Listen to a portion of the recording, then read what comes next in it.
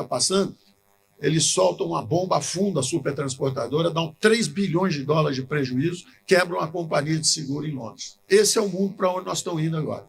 E aí vocês começam a entender o que está acontecendo. Enquanto casa que tem pão, que não tem pão, todo mundo briga, ninguém tem razão. Enquanto o mundo estava subindo, o mundo está celebrando, festejando. Só nós é que estamos na bagunça aqui, na clínica de recuperação. O mundo está crescendo. A história do mundo é uma história de crescimento de 80, 90 anos.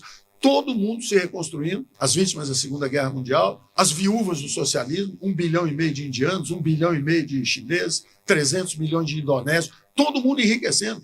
Visita o Vietnã, visita o Afeganistão, os caras estão achando petróleo, Azerbaijão, o Uzbequistão, todo mundo furando poço, achando petróleo, comercializando, está todo mundo saindo da miséria.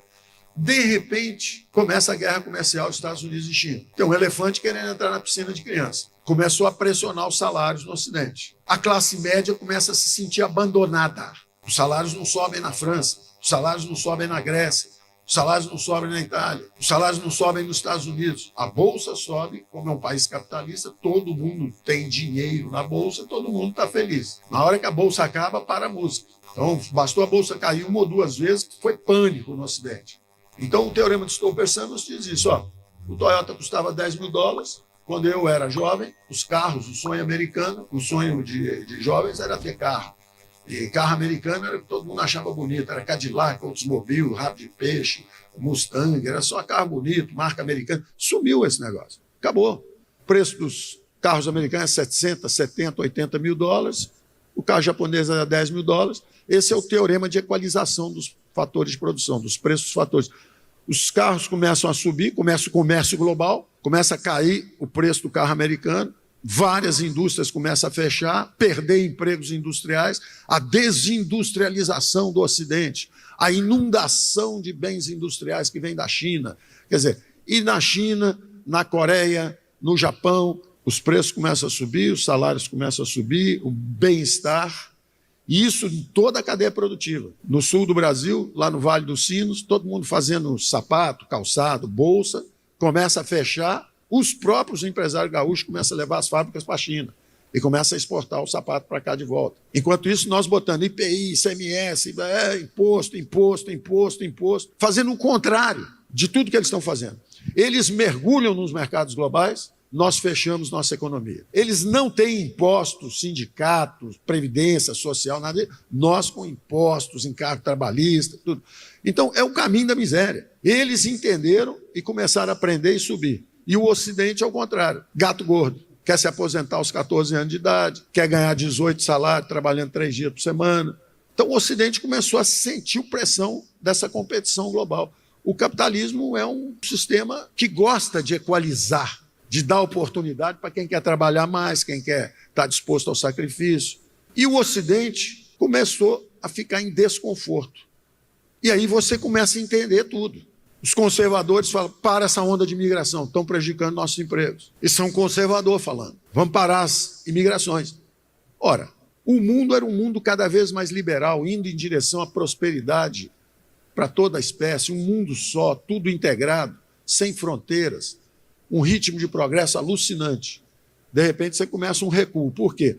Porque a receita socialista, enquanto eles adotaram a receita capitalista do lado de lá, como vítimas do socialismo, como doutrina econômica, nós fizemos exatamente o contrário. A nossa afluência, a nossa riqueza, entre aspas, do Ocidente, começou a dar mau exemplo. E, particularmente, a Atlântida, o continente perdido, que não é da variante anglo-saxônica. Ele é da variante continental, Europa ibérica, que era justamente onde o capitalismo tinha penetrado menos. Então, nós tentamos virar um estado do bem social antes de enriquecer. O país é pobre e já quis viver como vivem os gregos, os franceses. Você vê que até os gregos andaram enfrentando problema, né? Porque aposentadoria aos 7 anos de idade também aí já é demais, né? Então, os caras estavam meio folgados demais, tomaram um chacoalha lá e tiveram que se reenquadrar. Mas é importante entender isso, porque aí você entende o quadro inteiro. Quadro inteiro. O Ocidente procurando desesperadamente a direita. Alguém tem que salvar os nossos empregos.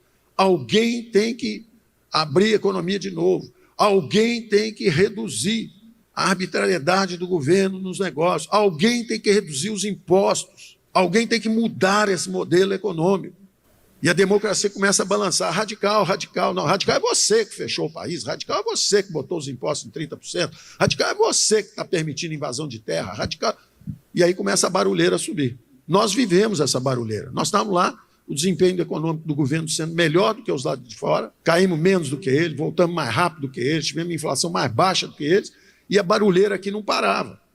E a barulheira lá fora continua também. Então é importante entender isso. Então, simples entender uma onda de direita varrendo o mundo, ganhando em toda parte, eu disse. Ganha na Hungria, extrema-direita na Hungria, ganha na Polônia, ganha na Itália, ganhou na Itália, ganhou na França, ganhou em Portugal, ganhou na Nova Zelândia, ganhou na França, ganhou nos Estados Unidos. Você vê que a onda está vindo.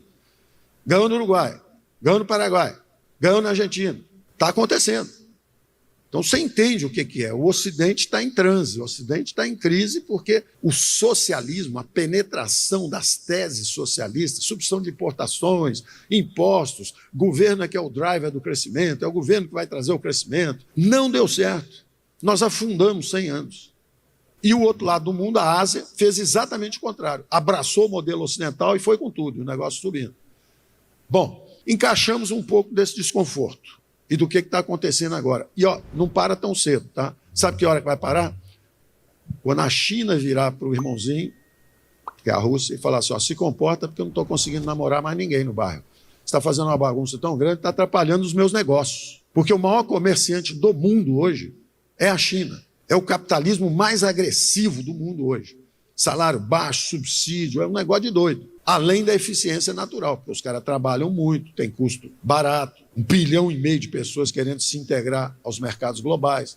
Então, é importante entender isso, porque senão fica parecendo que é uma desordem, que o mundo vai acabar. Não vai acabar.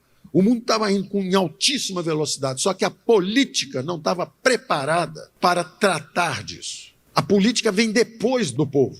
Da mesma forma que são os estados, é o mais Brasil e menos Brasília, são os estados que estão agindo, e quanto mais recursos eles tiverem, mais a ação está próxima do povo. Uma federação feita de baixo para cima, como era os Estados Unidos, 13 colônias, cada um com sua religião, cada um com as suas, na verdade eram protestantes que tinham vindo, imigrantes, mas cada um com os seus próprios recursos, suas escolas, seus hospitais, seus exércitos, suas constituições.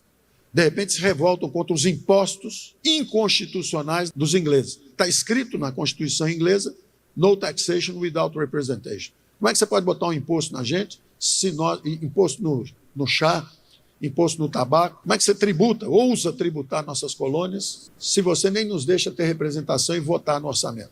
É como se fossem os governadores falando, vem cá, que negócio é esse de você fazer essa reforma aí que puxa o dinheiro todo lá para cima, se eu é que fui eleito aqui embaixo, eu é que estou com o povo perto de mim. Só que o Brasil foi feito de cima para baixo, foi ao contrário. O rei, as capitanias hereditárias, os amigos do rei, até hoje o Estado não chegou no povo. Como é que o Estado pode chegar no povo? Falar, aqui ninguém vai terra, aqui a vida humana está preservada, bandido que mude de Estado, só que ele vai para o Estado ao lado, continua no Brasil rodando. Por isso que a direita está também. Se você observar a composição do parlamento, você vai ver que a centro-direita está hoje dominante no Congresso brasileiro. Ela é bem maior do que era 4, 5, 6 anos atrás. Então tem que entender o fenômeno. A democracia é um algoritmo de decisão política descentralizada que tem séculos, milênios, 2,5 milênios já, desde Péricles, que foi o auge do mundo grego. Você tem que apostar nesse sistema, não tem outro. É esse mesmo, é o que o Churchill dizia. É o pior tirando todos os outros. Tirando todos os outros, ele é o pior, mas tirando todos os outros. É isso, cada um dentro das 4 linhas. Quem sair das 4 linhas, os outros poderes têm que juntar e remeter de volta. Essa é a virtude do sistema, é corrigir os excessos. E, do outro lado, a economia de mercado, que é a mesma coisa. É a desconcentração do poder econômico, é a competição, a abertura da economia, impostos mais baixos. Então, o caminho é conhecido, o caminho da prosperidade é conhecido. Todo mundo sabe qual que é o caminho. Menos o continente perdido da Atlântida, que agora vai começar a corrigir. E aí começam a surgir as figuras conservadoras, mas que estão tentando desesperadamente ir nessa direção nova. Eu fico por aqui. O Brasil tem um futuro pela frente que é incontornável, é uma nação emergente que vai ser a segurança alimentar do mundo, a segurança energética da Europa, a segurança digital. Vocês têm que pensar no seguinte, é o 4º maior mercado de penetração digital. Então a gente carrega esses negocinhos aqui, só que isso aqui bebe muito mais energia do que a economia antiga. Quem vai fazer os centros de processamento de dados? Quem vai fazer esses centros de processamento de dados que usam muita energia? Quem tiver energia limpa e barata. Tem que conversar com a gente. É só termos consciência disso e não repetirmos os erros que a América Latina tem cometido, que são os seguintes: autossabotagem, automutilação por despreparo, por ignorância, por militância política, em vez de pragmatismo. Abraço para todo mundo. Vamos lá.